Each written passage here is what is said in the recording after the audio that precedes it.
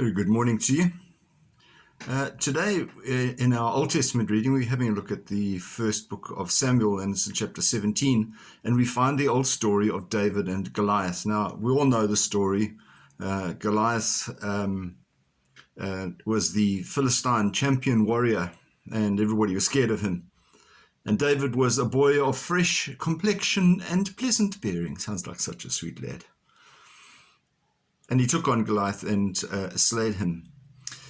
It's a good outcome, but I think that we need to have a look at the context within which the story takes place. David was, first of all, he was a chosen one of God. He had been anointed by Samuel in the presence of his brothers. And interestingly enough, yet when this came about that David left the sheep and came to take on Goliath, that he was admonished by his brothers who knew he'd been anointed because he'd left the sheep behind. Interesting. So David says to Saul, the king, I can take on Goliath. In fact, in looking after the sheep, I've even killed a lion and I've killed a bear. And Saul therefore said, okay, fine, and gave him his own armor. And David found it was just too uncomfortable and heavy and cumbersome and so forth. So he took it off and he went ahead and killed Goliath anyway, using a sling. Now, I wonder how many young boys who have heard the story have thought that they would take on the school bully. Because David was able to take on Goliath, so they could take on the big guy as well, and unfortunately with disastrous consequences. Bullies just are not in the same. They're not in the same situation.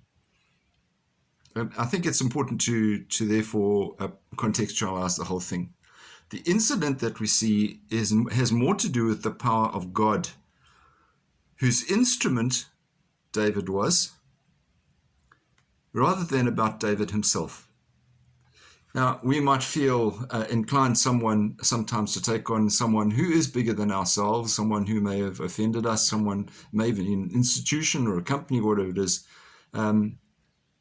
But we need to ensure that it is God's interests that are being looked after and not our own.